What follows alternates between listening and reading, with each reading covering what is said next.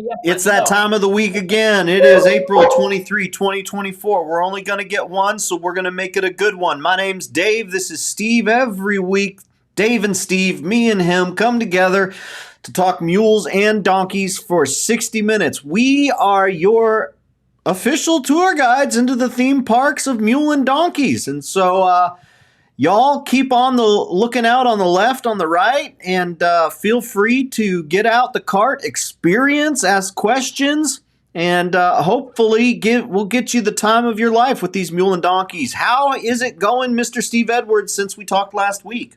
Well, it's 91 degrees out there, and all the Palo Verde trees and mesquite trees have all now started gaining their leaves. Spring has sprung, and fall and summer is on its way. 91 degrees today. And I got to send you a picture. I got to send this picture to you, Dave. And you all get a kick out of this picture. I want to send this picture to you right now. I just now thought about it. But I was, here you go, right there. And send it to Dave. Right there's Dave. Okay, here's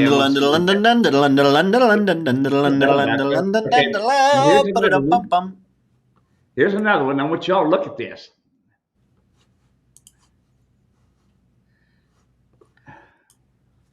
All right, they're coming through. They're coming in hot. All right, what do you think that is? What do you think? Take a look, Dave.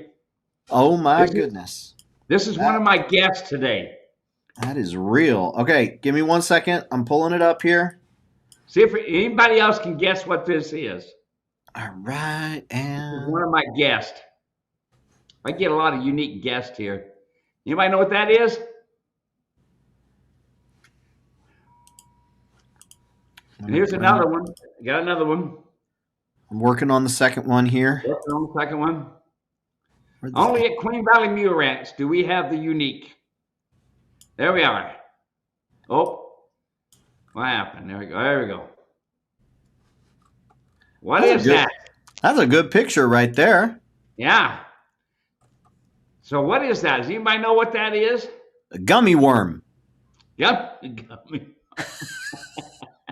I expect that from one of your boys. Now I know where they get it. Let's see here. Mike says Gila Monster. No. Gila monster, a poisonous lizard. Frank goes, is it a Gila monster? Marcia guesses Gila monster. Yes, notice what he has on his left leg. That is real. That's one of my mouse traps. Oh my goodness. Poor buddy. Yeah, he stepped in one of my rat traps, and he was not happy. He come after me a couple times. I said, look, buddy, all I'm trying to do is get you out of my trap. And I used that piece of PVC trap, that PVC pipe, to release the trap. And then he come at me again. I thought, wait a minute, you sorry beggar? I mean, his mouth was open. He was hissing. You know, yeah. I told him I killed his brother, the rattlesnake, the other day. He better count his blessings. Gila monster. Ha. In Spanish, the G is always ha. There you are. There you go. So y'all learned something today there? Y'all learned something today? Don't trespass on Steve's property. Oh, man. No, there you learned the Gila monster, and you learned that the G is a ha. So the more you know. All right, let's see here. Gidget is watching from Texas, 78 degrees. Frank is watching from Lincolnton, North Carolina. Mr. Jim Rhodes is watching from Western Maryland, where it's 67 degrees and clear. Frank is watching. Mike is watching. Marcia's watching from sunny Virginia, where she is planting flowers. Cowboy Ken is here from Blue Sky, Connecticut, where it's 53 degrees. Our friend Bill Rose is sharing to the Mules of Ohio and Indiana pages tonight, where it is 66 degrees with a light rain. We got Marcia says that Gila monster needed a come-along hitch. That's right. He needed to be taught some manners. That's right. Okay, the first question of the day comes from Frank. What are the main causes of choke? You ever heard of choke? Choke? No, we got one on me. All right, Frank, clarify for us. Clarify if you're saying Coke, the main cause of Coca-Cola is the Coca-Cola company. They're the ones responsible. Let's see here. Horses can't choke. They can't throw up. Okay, now can something get caught in their throat? Yeah, like a pellet, something like that. But unless you're talking about the strangles, or unless you're talking about some type of intestinal disease, I don't know what choke is. You got me there. All right, we'll see if Frank gets some more information to us there. Let's see. Mark Williams is watching from Virginia, where it's 73 degrees, sunny, and a pretty day. Tell Steve that I see his cup is still holding up. Glad to see him still using it. That's right there. Y'all see that? Oh, and a little bit of testimony when he takes a sip. This was custom made. Mark made it and sent it to me. Notice, and he apologized for the saddle. Okay. But isn't that nice? Yeah, boy. But this is the main part right here. There you go. That's right. Hosanna, baby. Mark designed that because that cross means a lot to Mark. Yeah, as does it to all who understand what's behind it, really understand it. Awesome. Let's see. Ken is watching. My mule on trail rides gets all worked up in a sweat and fights the bit once he gets to the front of the trail ride. He's just fine then. How do I fix it? Okay. So it's nice to have a leader, and this is kind of what he is. But he cannot be telling you what he wants to do. Yeah, he gets all up in the lather and this sort of thing. I understand. So here's what you're going to do. We're using my mule rider's martingale. Now remember, the martingale does a multitude of things. Number one, it gets their head down, keeps them from tightening all 5 major neck muscles, gets their nose on the vertical, keeps them from pushing through the bit. When they are balanced and framed up, nose on the vertical, head down, that rounds out their back and they drive off their hind legs. That makes them comfortable and you. So to get you to keep from making them do what you want them to do, they'll throw their head up, stick their nose out, get a hold of that bit, and just give you a fuss, okay? So you have to tell him, you are not going to tell me what to do. Yes, you want them to stop what they're doing, but they have to first listen to you. If they're just listening to themselves, boom. Okay, now, how many of you like it when somebody gets up on your back bumper and they want to make you their tow rig and them the trailer? That's how close they are. That's what we don't want to do. We want to be back far enough so that we can stop safely and we can control the rig without being up so close and being obnoxious. All right? Now, so to do that, you're going to plan on being 2 mule links to 3 mule links on flat ground behind the other. As soon as that mule, the split second that mule head comes up, that mule rider's martingale will set him down in the vertical. If you did your foundation training right. Remember this, folks? Foundation training. Now, I'm going to have a webinar coming up. Dave's going to give us the dates and times and stuff on foundation training. And foundation training is steps all the way through all kinds of places, including right here. Because right here, the mule is not listening to you. He doesn't care about the bridle. He doesn't care about anything but himself. Get up in the front. He's worried about the animal behind him. He's worried about the animal in front of him when he should be worried about you and listening to you. So if your foundation was right, now get this now, because it's not the mule's fault, y'all. He's only doing what a mule does. Mule things. I want to get ahead. I want to be behind. Things like that. So they got to listen to you. If you did your foundation training right, all you would have to do is pick up your bridle and set in the seat, and the mule would relax and come back to you. Instead, what happens is we tend to pull on them more. We pull on them saying, come on, I got to slow you down. And we go take them around in circles. All things you should not be doing, especially horsemen. They're really bad about pulling on animals. Mules, they love it. You pull against them, they'll pull against you. They'll run through their shoulder. And you've never seen a mule run so fast in your life as you see one running sideways. All right, so let's go back. I'm on the trail, and I've got my mule rider's martingale on. Why do I have it? I got a broke mule, Steve. I should have my finish bit. But when you go out and you have strange mules and you have strange surroundings, listen, every day is a different day for a mule and donkey. Every day. Okay? I can move your mule or donkey 10 steps to the right or to the left, and they're in a different world. See, they see things way different than we do. They have flight and fright that's going to kick in because they're nervous about what's going to happen. So what do? Let's go back. I pick up on the reins, and I sit in the seat to relax. They don't want to do that. I then take my hands, double my reins. Now I'm in direct reining position. I have asked by picking up on the reins and setting down. Now I'm going to tell with my reins, right, left, right, left. Right brain, listen to me. Left brain, listen to me. Okay?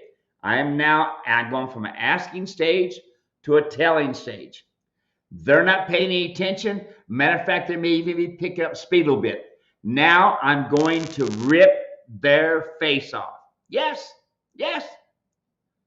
Either that or hit the mule behind you. Either that or have the mule in front of you, kick your mule and cripple your mule. Or worse yet, what's happened to a lot of people is they turn them sideways and the person and the mule get kicked.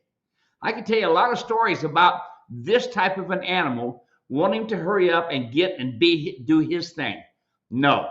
You are the driver. You handle the gas pedal. You fix the problem. Now, if you continue having a problem, listen, folks, listen to me. I have done a lot of expert witnessing on equine accidents. A lot of expert witnessing.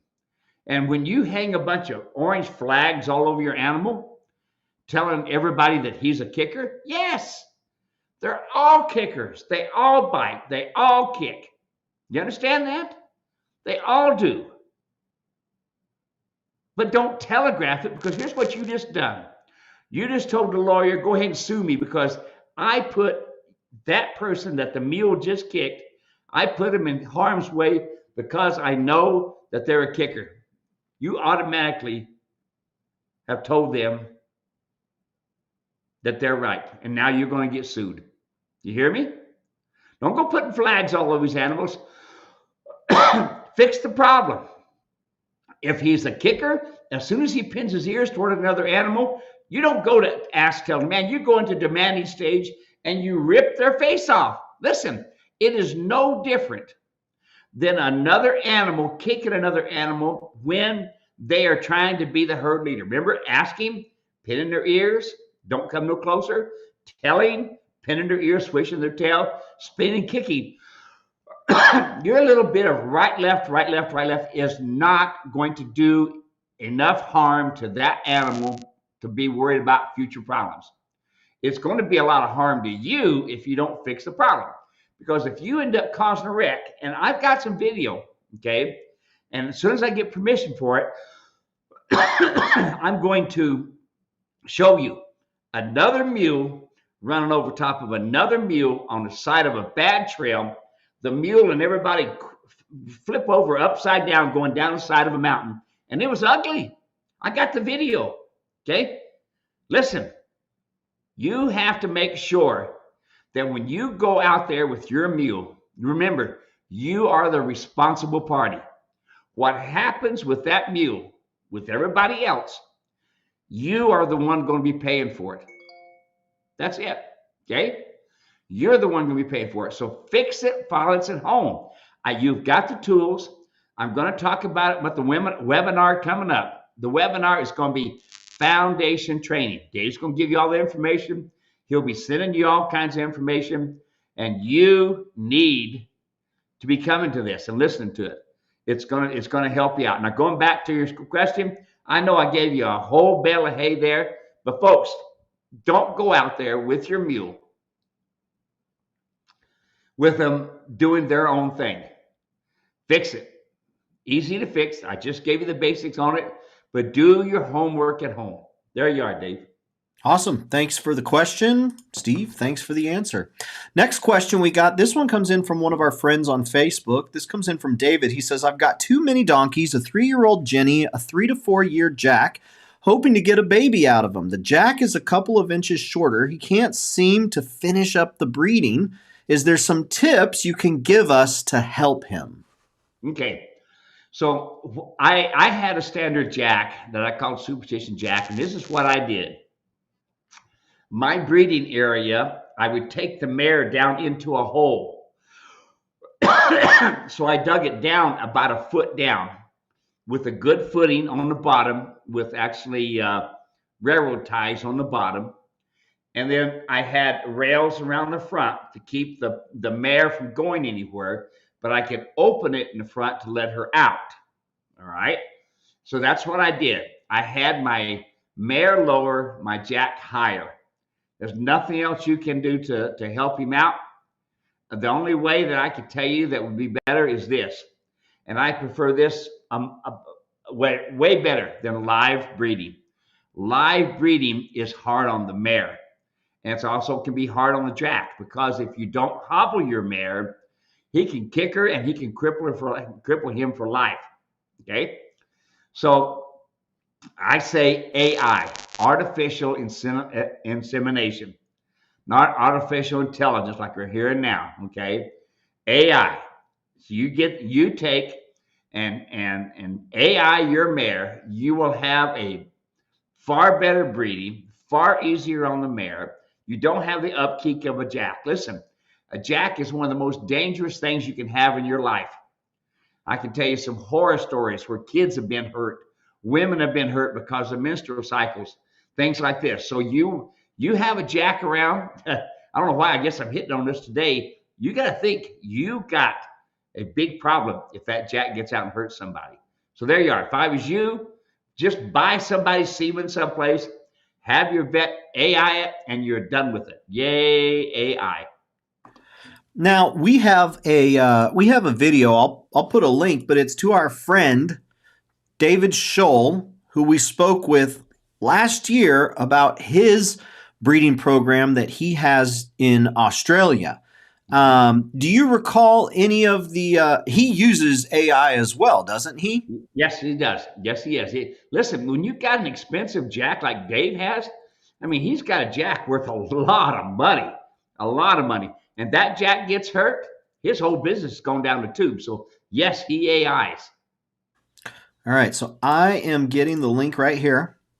I'm going to put it in the comment section. If you want to find it on your own, you say, Ask Steve with David Scholl. That's what you search. Ask Steve with David Scholl. Here we go. David Scholl episode. And David Scholl's awesome. Great episode. Strongly recommend you go back and listen to that. Matter of fact, if you didn't know this, we've got a podcast, and this podcast has all of our past episodes coming out for you to listen to. Of course, the majority of everything we talk about here is evergreen, meaning if you listen to it today or you listen to it 3 years from now, the information pretty much stays the same. And so we thought that folks would really appreciate being able to go back on their phones and listen to the podcast. So I'm putting in the links right now. Listen to the podcast. And there's a link where you can go and listen to Apple Podcasts, Spotify, wherever you listen, you can subscribe there. Okay.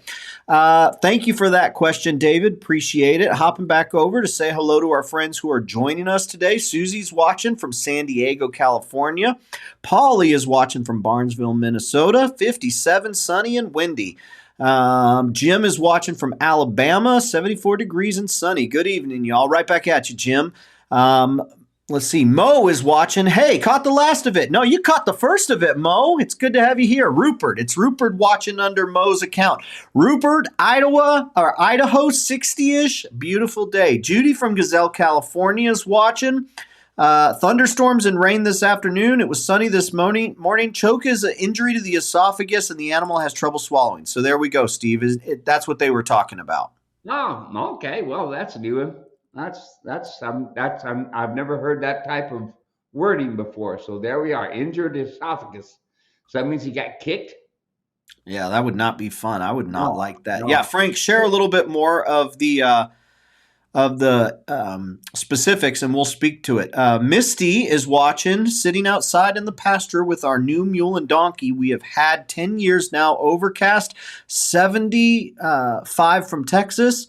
Oh, look, our new mule and the donkey we've had for 10 years. There we go. Watching you all with my daughter. Hey, we're bringing families together here, Steve. Love hearing that, Misty. Y'all enjoy it. Hopefully it's a good episode. We'll do our best. Gidget says, I have had a horse choke. They got hay and feed caught in the lower throat, normally caused from teeth problems, sometimes age, sometimes a horse that eats too fast and the food is dry and gets caught. So there you go, right there. Susie, 63, Chihuahua Valley, Warner Springs. Why switch out your snaffle bit to your finished bit if your equine is just doing fine in the snaffle bit? That's a great question, Steve. Why would I switch out from my double twisted wire snaffle bit to the trail riding finish bit? You bet. Now this is Susie Rodriguez. She's had horses and mules, and now she's got a donkey. And like a lot of folks, really enjoy the donkey. So here's the deal: the snaffle bit goes and pushes down and catches the tongue. My double twisted wire snaffle bit goes sideways and puts less pressure upon the tongue. All right. Now, it captures the tongue, and then it goes along the bars of the mouth. Now, here is the incisors here. Here, like this, okay? Here are your incisors, your front teeth. And here's your canine if you have a John or a Jack. But a mare or a Jenny does not have a canine. So the front of the bit goes into the tongue, okay? And then it runs along the bars of the mouth, right and left, and on the corners of the mouth, okay? Now that's a lot of pressure. That's a lot of pressure. Okay, Jess, leave it. Now, the finish bit is lighter, easier on the mule, and you don't have to use two hands. When you are using the Mule Rider's Martingale, a snaffle bit, you use two hands for your communication, direction, impulsion. Whoa. Things like that. Rolling your wrist. When you have a finish bit, you're now developing palate communication from the port of the bit and bar communication, the same way, where it goes across the violin like a violin bow, okay? And then the corners of the mouth. So we're no longer putting pressure upon the tongue, okay, but on the roof of the mouth. And we're barely touching the roof of the mouth. We're barely working on the bars, and it's quieter, easier on the animal. And you are riding one-handed. So now you're riding 80% off your legs, 20% off your hands, and your hand barely moves. Barely moves, okay? Remember, folks, your pommel is the front part of your saddle. Then it comes up to your horn, all right? That pommel is your gauge for how much you move your hands. So picture my head as being the horn. So when I want to go to the right, I twist my right wrist, and my left hand goes as far as my horn. Do you see that? No further than that. Just like that. You don't pull back right or left. That puts a lot of pressure on animals. So there's the answer. You want to get lighter and easier and use a whole lot less to get a whole lot more. And that's the purpose of my foundation training. My free, hey, we're using the F-bomb, Dave. Free webinar. There you are. The free webinar coming up, okay? You all got to get in there and put your name in there now. It's free, okay? And I'm going to show you and tell you, and we're also going to talk to Rocky's new friends that are taking care of them up. He's taking good care of them up in Washington. And they say they wish they had more Rockies. Well, a lot of people do, okay? So going back to this, we're going to interview her a little bit, and we're going to get an idea of how does the foundation work and what is the end result. Here is Rocky, who started out being a problem mule because of problem people. It's never the mule's fault, folks. I'm sorry to tell you. Listen to me. It's not the mule's fault. It's your fault because you didn't take the steps, and somebody else didn't take steps before you, and you heard that they was well trained. No, okay? Here's Rocky, who started out to be a problem. I rode him. I punched cows with him. Kids rode him. Other people rode him. They're on the ranch, and he had work to do, but he learned a foundation. And now the end result, they end up with Rocky. He'd been standing in a pasture and in a corral for 2 years, maybe longer. And she knew nothing about Rocky other than watching my foundation stuff. And she's been working with him. Now she's been going on trail rides and says she wished she could find another Rocky. Listen, folks, everybody can have a Rocky if they just would understand simple foundation training and stay away from the horse thinking. There's a lot of people out there right now climbing on the bandwagon. I'm a mule trainer, and I do mule seminars, and I go do, sure.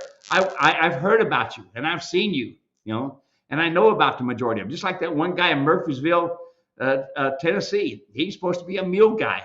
He's a horse guy in a mule costume. Yeah, okay? He was, listen, rather than having a mule there that he knew nothing about and could help folks, he wanted a mule that was already trained, easy to get along with, so it would make him look good. No, folks, listen, you need to see the good, bad, and the ugly. You need to see me making mistakes and see how I fix it. See how the mule makes mistakes, see how they fix it. There's a major difference, and we're going to be talking to you and showing you what the difference between a horse foundation is and what the difference between a mule and donkey foundation is. There you are. We're really on it today, Dave. Here we go. We are on it. I'm going to have that link to register here very shortly, and I'll point your attention to it, folks, when we get it there. Sharon had a question, says, so when you say floating a mule's teeth, is all you mean just filing their teeth? That is the short of it. That's all it amounts to. All you're doing is taking the points off and making it smooth, okay? So here's the teeth. You see how they're uneven? And I want to file them down and make them smooth so that they're all the same height. No sharp points.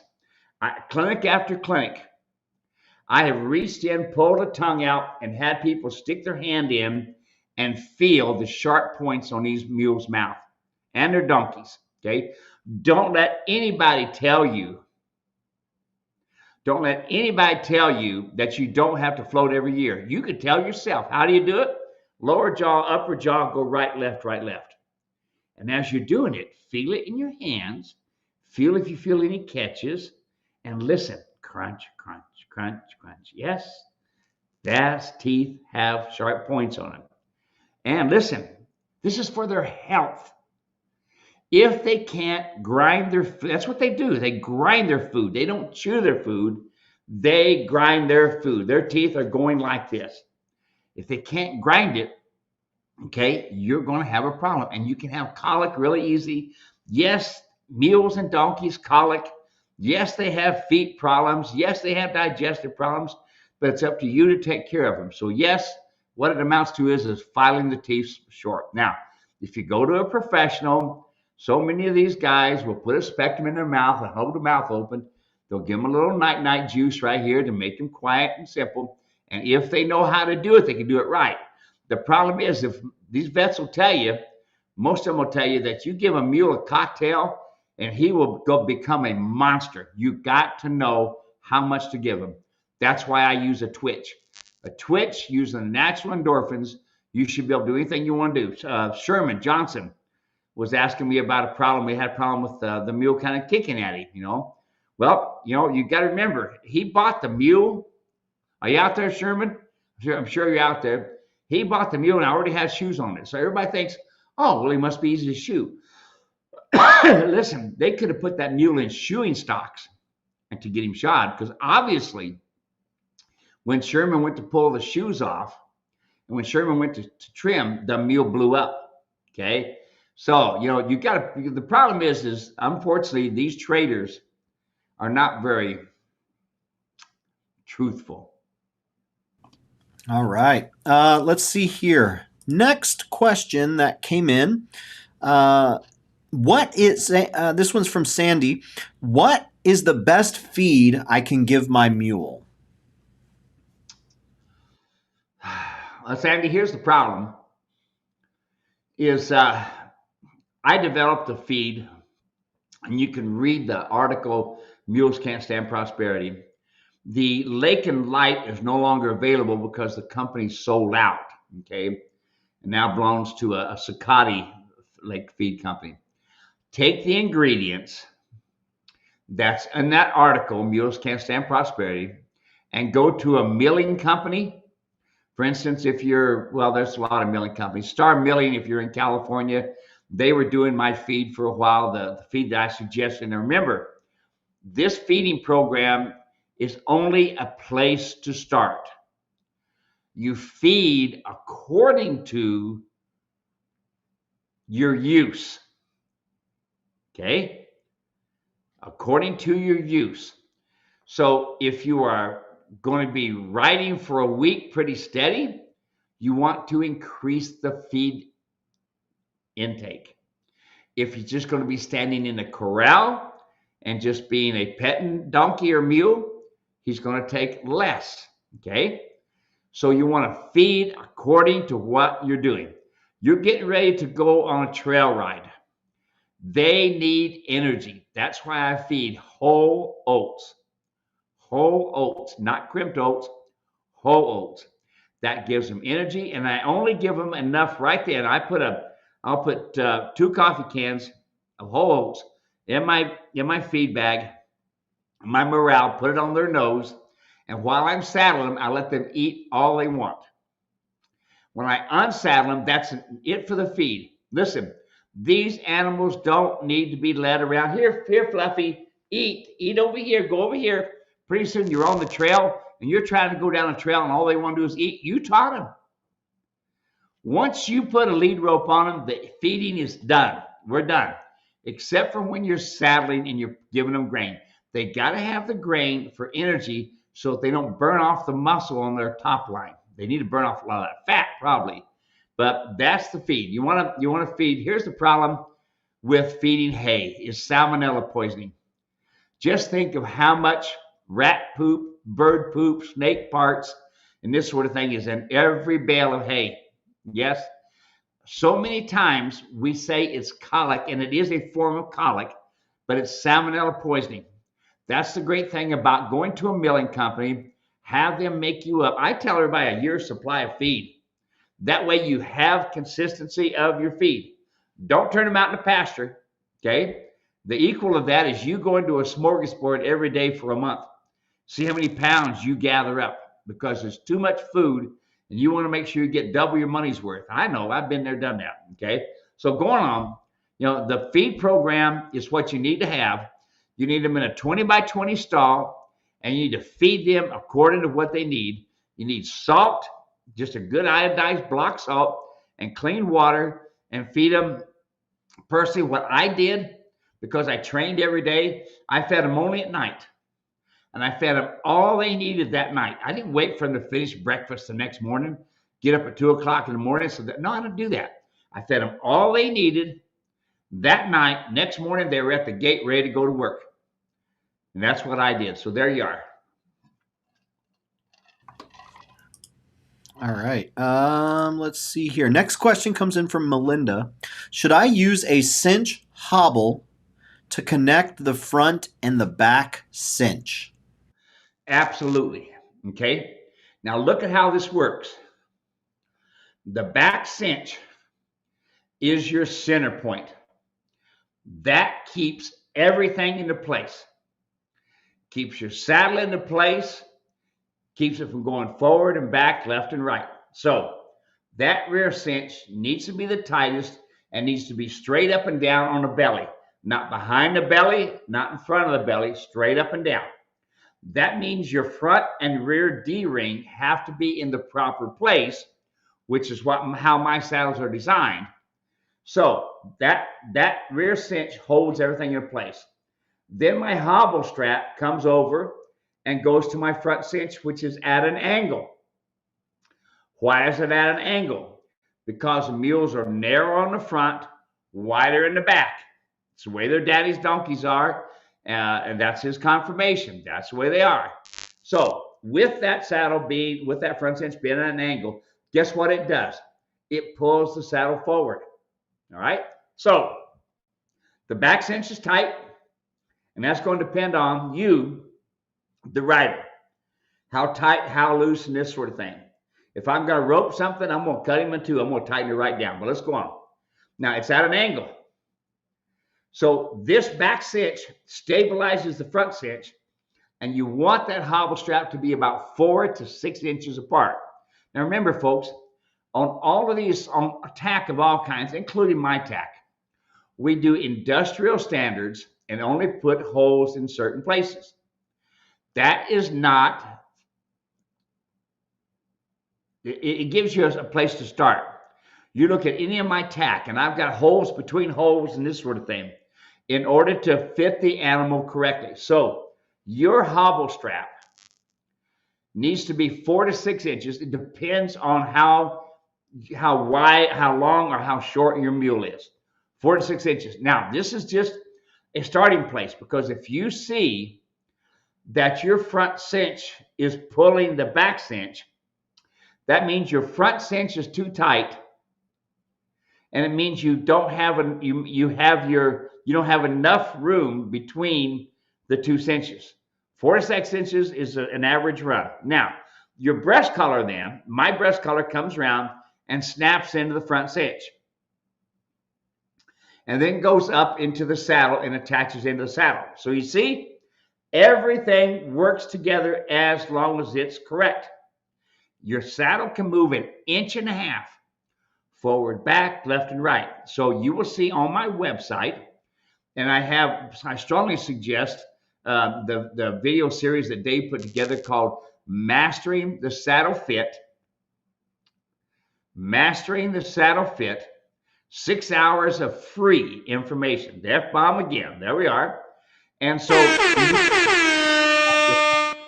and you can also see other pictures. You see, you'll see how I put my hand in, see if I got 1.5 inches. My breast collar the same way. I have had people, and you guys have seen some of the pictures, where the animal was sored. He had 2 places on each side of his chest where he was sored because the breast collar was too loose. You may have the breeching and breast collar and cinches on there, but they're not adjusted correctly. Remember, rear cinch, tightest. Front cinch, snuggest. Hobble strap between the two. Your rear cinch is the foundation part, and then your breast collar touched, and everything works together. Your breast collar, your front cinch, your back cinch, all keeps the saddle into place. There you go. Awesome. Great question. Thank you so much, Melinda. Appreciate that. Let's see here. Hopping back over to our friends watching live today. Oh, man. Oh man, there's been a lot that's come in since I last looked. Okay. I'm catching up, folks. Gidget says, oh, we already answered that one. Let's see. Frank says, I was referring to choking. My apologies. I was voice texting. My 2.5-year-old mule had 2 choking events last week and has been on a dry pellet feed without issues until now. We have been soaking the feed since last week. I was curious if this is a common issue and should we continue wetting the feed? It's okay to wet the feed. One of the downsides is that some of these animals are just flat pigs. So the best thing you can do is I take some river rock, some round river rock, and I'll mix it in with the pellets. And they have to move the rocks out of the way to get to the pellets, okay? Which is a good deal. Soaking them a little bit, with about maybe 2 or 3 minutes before you put it in is okay to do. But here's one of my favorite things to do. Get you some beet pulp, and wet it. About a half a coffee can full of wet beet pulp and mix it in with your pellets. That way they get moisture, they get a way to get the sand out and this sort of thing, and it works good. So that would be my suggestion for one that wants to pig out a little bit, okay? And go ahead and wet it a little bit. They choke him, yes. See, they can't throw up, so then it gets hung up. And that's usually the ones who gobble things down. Now, you might also want, 2 years old is usually a little close, but you might also want to maybe have the vet take a look at his teeth, because he may have a tooth that's coming out incorrectly, or maybe he may have some sharp points we're not aware of. So take a look at both of those ideas. Awesome. All right. Let's see here. Marsha, Frank.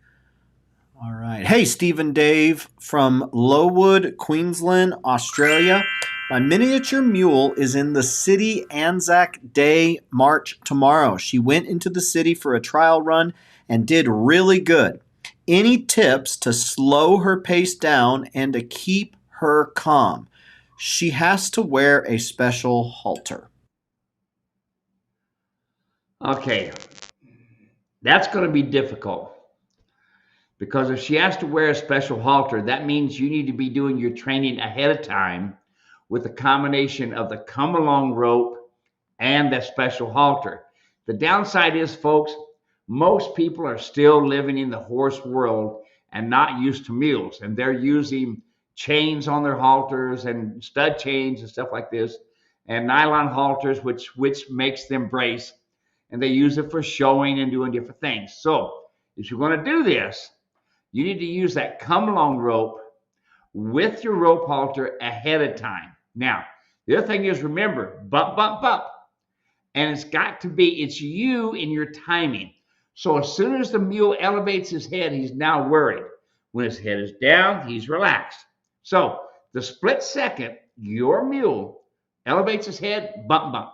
Tell him right away, don't be concerned about that or that or that, because see, they're concerned. You move a mule 10 foot, like I said earlier, 10 foot left or right, it's a whole new world. Just checking on my dog there. Is he trying to find that Gila monster? Yeah, no. He's had a little bit of a runny poop here, so he had gone to the door earlier, and I think he's fine. We'll see what happens. Poor buddy, that's fun for no one. All right, Jake's got a question. What are the different mule breeds? Oh my, as many different mule breeds as there are horses, okay? You name the horse and there is the breed. Every size, every color. If it's a horse, we can put a donkey on it, So hundreds, I would imagine, different breeds, So I really can't put a number on it. And there's probably more animals that are bred just with normal animals than there are purebreds, because a lot of people won't breed their purebreds to a a mule and to a donkey until they find out how much better the mule is. Is there a breed that you go after, Steve? Is there? Hey, this is what I personally like. I personally like disposition. I care less about the mule's color, his height, his age, gated, ungated, whatever. I like disposition. Okay. Remember, your mules have a walk called a single foot, and a lot of people see it and they think it's gated. It is not. Probably my favorite when it comes down to a walk and can do a variety of gaits as well as a variety of canters is the foxtrotter. But again, we have different breeds of foxtrotters. But here, let's go back to it. I could care less about any of it. Just give me disposition. Awesome. Okay, Hannah from Dunedin, Florida. 78 degrees, gorgeous. God bless America. She's watching. Hey, there he is. Sherman Johnson Taxidermy, Oklahoma, 80 degrees and nice. We'll see if he chimed in. Hey, Stacy is watching from Lowood. Oh, that's the free. Here we go. Hey, there's lots of free stuff. All right, it chimes. Watching from Lowood, Australia. Used Mule Owners Australia profile by accident. Oh, okay. So she's in... she was Mule Owners Australia, and she's also herself. So the mini mule is mine. Oh, you should make a shirt out of that, Trace. That would be fun. Andrea's watching Altoona, Florida. Sunny, low 70s. Had a nice donkey drive yesterday and a nice ride today. Gotta enjoy this weather before the heat arrives. Does anybody have a hoof supplement they like? Steve, do you have a hoof supplement that you like? What is a hoof supplement? Well, there's a lot of different supplements out there that they say improves the hoof. To be honest with you, folks, I've yet to see one ever do any good. My favorite hoof supplement is well balanced, well framed, and a lot of riding. That's it. Okay. Why do they need a hoof supplement? Jess, leave it. Leave it. Hey, here. I think my wife just arrived. And Jess, leave it. There. Yeah, Jess, leave it. Yeah, his mom just showed up, my wife, so he's telling me she's here. So I have not seen a hoof supplement yet that people could prove to me that it worked. Okay. A good balancing, good framing. I had some people that asked me the other day, how about hoof boots? And I said, look, I'm not worried about it chipping or anything like that. My concern is contracted heels. Yeah, you've got a boot on it, but that is not fixing the contraction. Contraction of the heels. When the heels come together like this, okay? Instead of being straight. Instead of having a nice curve to it, they curve in around and back in. That has to be fixed. Why? Because the contraction puts pressure upon the frog. And when the frog is small and hard, it doesn't pump blood up and down the leg. It doesn't. So, good trimming, good shoeing makes all the difference in the world. The supplements, chondroitin and conjointin, whatever those are, I've tried that in the past, even for myself for joints and this sort of thing, and I have not found it to work. Okay. Maybe some of you all may have some suggestions, but for the most part, I have yet to find a supplement that really worked. Now, this is what I have done. I have taken pine tar and linseed oil, and I've mixed it up, and I've put it on the outside of the hoof, and I've especially put more right at the hairline, okay? And I put it on the bottom side of the hoof too if I've got them in a good dry lot. And what that does is that pine tar, it helps kind of soften up the foot. But the biggest problem that you got, folks, everybody's got out there, is you're not getting your mules trimmed and balanced every 8 weeks. 6 weeks is an average. 8 weeks would probably be as long as I want to go. And make sure that they're shod so that they fix the contracted heels. Not that you're going to get cracks and stuff like that. Does that make sense to you? There you go. All right, next question. This one comes in from one of our friends on YouTube. Says, are bits essential? Absolutely. So are your brakes. Tell you what you do. Go out and drain all your brake fluid out of your car, and then go driving. Just go driving, and then see if you can stop. Okay. Answer yes. Okay. Bits are the perfect way to communicate to your mule and your donkey. Hackamores, mechanical hackamore and bozales are the perfect way, absolute best way to do it. The big problem is most of you can't do it.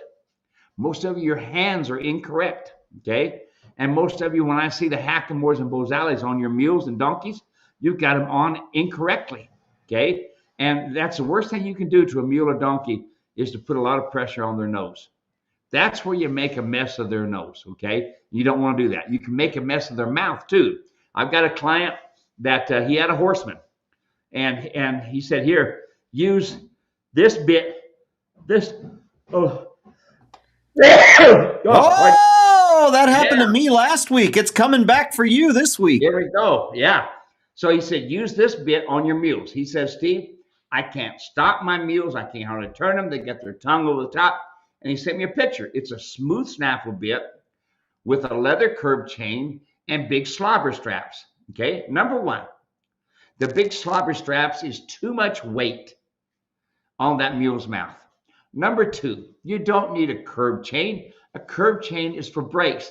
You don't have brakes on a snaffle bit. Okay. It's the tongue pressure. And then you're using a smooth snaffle on top of that. And guess what? Mules could care less about a smooth snaffle bit. They'll run right through it, and that's what's happening to him. Bits are absolute necessity. The big problem is, think about this, folks, the majority of bits that's out there right now, is designed for horses. Do we have a different palate? Yes. Do we have a different mind thinking? Yes. That's why the bidding program that I have, again, my foundation training coming up, the bidding program that I have is simple, 2 bits. Okay. When it's done right, will work good. But what's before that? See, that's the foundation training that I'm teaching you. Come along rope, come along rope, come along rope, come along rope. You need to be using the come along rope on your mules the rest of your life. Sherman Johnson there, Johnson Taxidermy. He sent me several good videos that we need to be using, Dave, for the webinar coming up. Okay. And he's been using it. Has he been having problems? Yes. Has it been helping him out? Yes. Okay. So there you are, folks. That's what the bits are absolute necessity. All right. Let's see here. Oh, Trace just gave us some information. David Scholl is in Vietnam on holiday. So enjoy Vietnam, Mr. David Scholl. Hey, Patricia's watching near Rockhampton, Queensland. Cheers. Hey, right back at you. Susie says, my new donkey, he's doing the come along circle, but more like a half circle. He stops and I have to keep bumping him to complete the circle. That's pretty typical. Yeah, it's difficult. My fingers are slipping today, Steve. Okay, here's the deal, folks. Again, you're the one steering the car. If the car goes off the road, you're the one steering it. If the donkey stops and you know they're going to stop, why are you allowing it? Why aren't you going to a telling or demanding stage? See, they're testing you and you're flunking the test. So you know they're coming around and you know they're getting ready to stop. Okay, but make it tough on them. Make that spot hard on them, okay? But I wore a little hair off his nose, Steve. Good. The donkey deserved it. The mule deserved it, okay? And you need to take and get your hands to where you can use them, folks.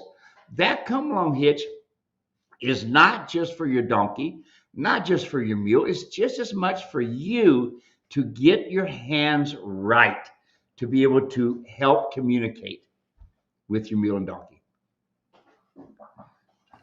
All right, I made sure I had the right button that time. Okay, Sharon's watching from Pennsylvania. Diane's watching from the Iron Range in Minnesota. Man, that sounds awesome. Lori is watching from Michigan, where it's 53. David Pingelli here in Manchester, Georgia. Suzanne is looking for a mule now. Let us know if you hear of one 14 hands with a super temperament. You know that Steve is going to reach out to you if he finds the perfect mule, right? There is no perfect mule, but there might be a perfect mule for David. Well, David has one that's coming up and coming.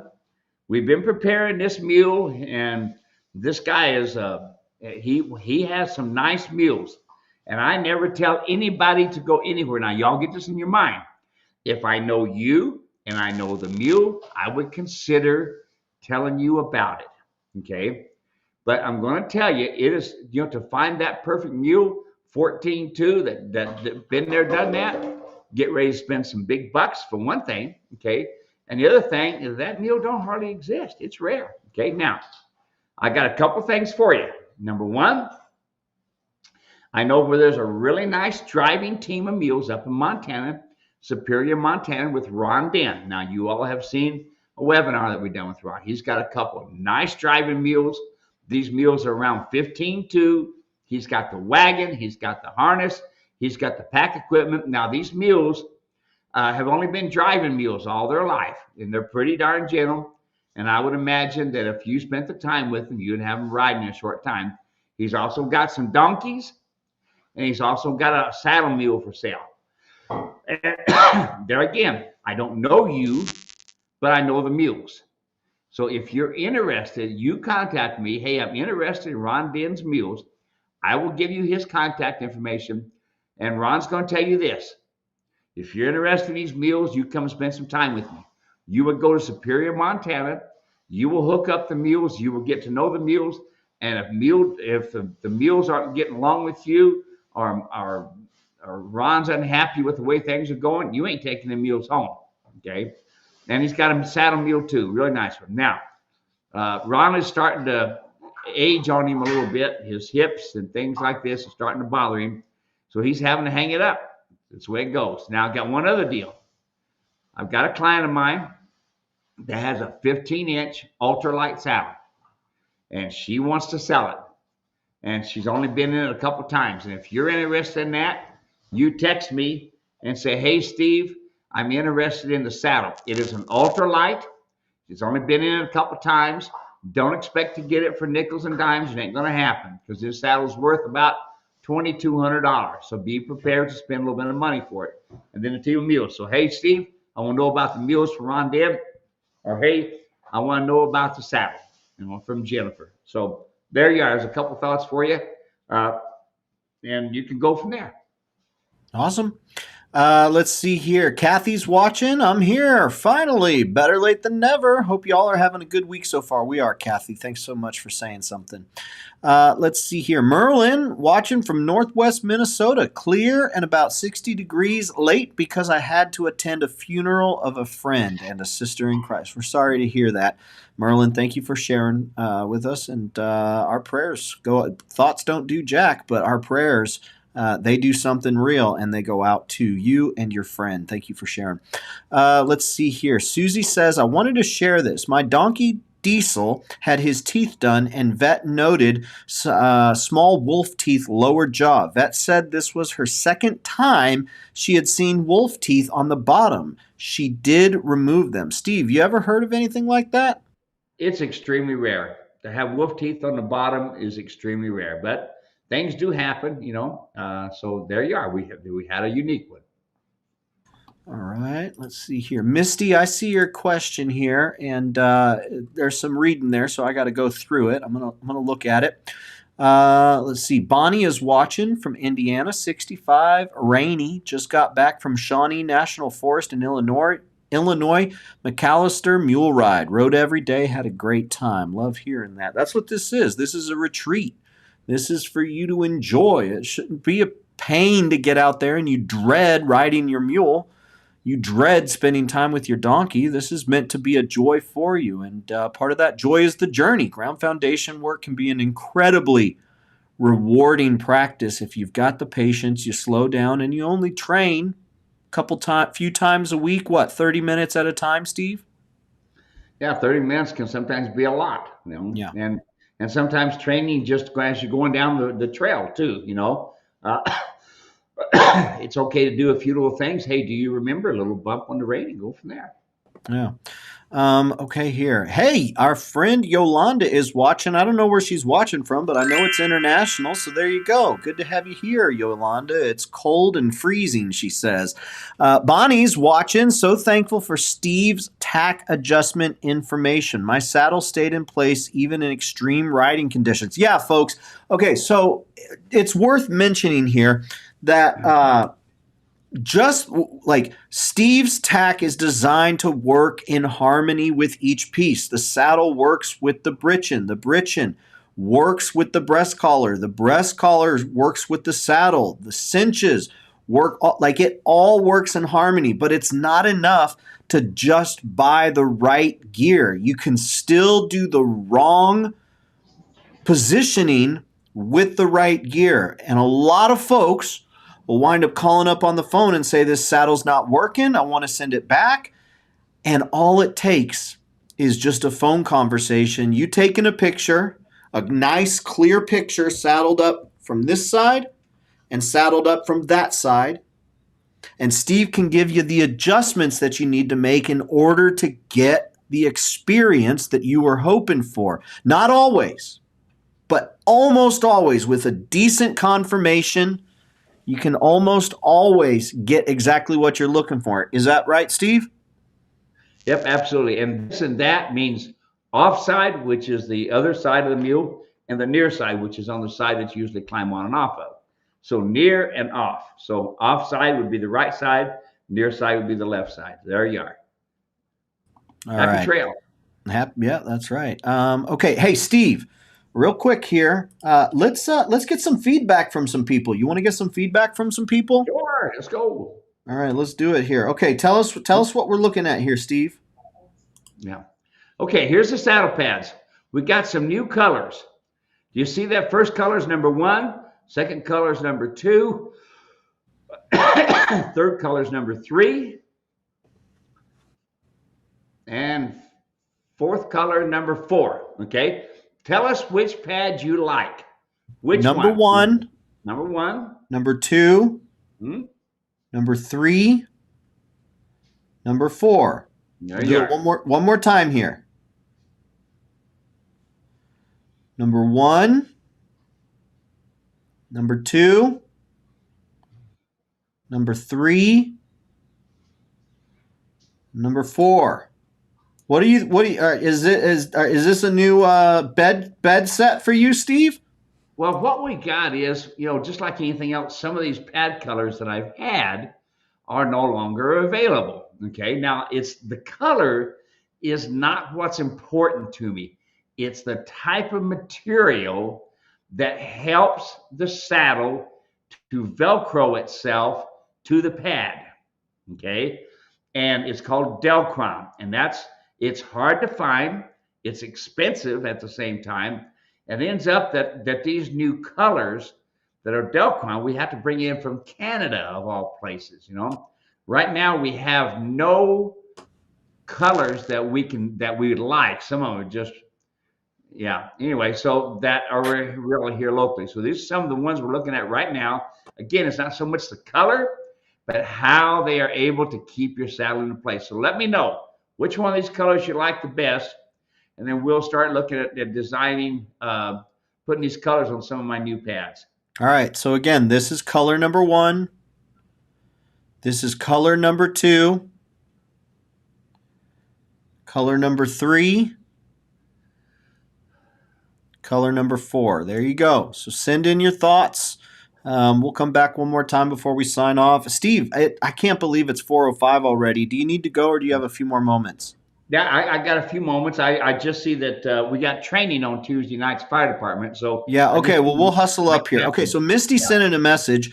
It's a bit lengthy, but her main concern is about this mule that they got at sale.